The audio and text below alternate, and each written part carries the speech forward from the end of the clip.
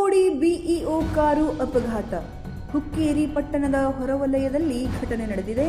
ಬೆಳಗಾವಿ ಜಿಲ್ಲೆಯ ಹುಕ್ಕೇರಿ ಪಟ್ಟಣ ಬೆಳಗಾವಿಯಿಂದ ಹುಕ್ಕೇರಿ ಪಟ್ಟಣಕ್ಕೆ ಬರುತ್ತಿರುವಾಗ ಚಿಕ್ಕೋಡಿ ಬಿಇಒ ಹುಕ್ಕೇರಿ ಹಾಗೂ ಚಿಕ್ಕೋಡಿ ತಾಲೂಕಾ ಕ್ಷೇತ್ರ ಶಿಕ್ಷಣಾಧಿಕಾರಿ ಆಗಿರುವಂತಕ್ಕಂಥ ಪ್ರಭಾವತಿ ಪಾಟೀಲ್ ಗೂಡ್ಸ್ ಪಿಕಪ್ ವಾಹನಕ್ಕೆ ಡಿಕ್ಕಿ ಹೊಡೆದ ಬಿಇಒ ಬೊಲೆನೋ ಕಾರು ಅಪಘಾತಕ್ಕೀಡಾಗಿದೆ.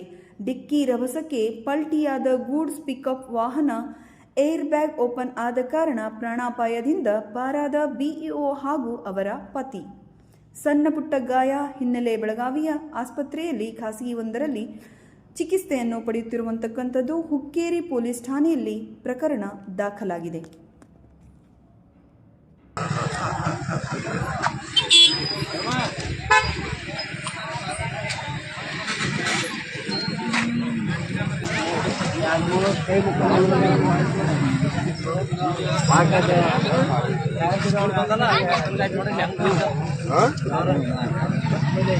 क्यों आग मारेंगे वे?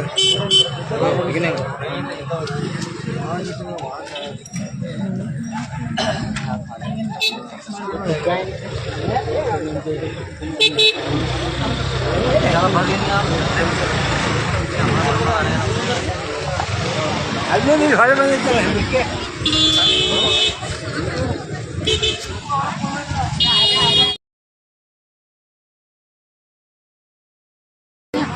अगर पानी के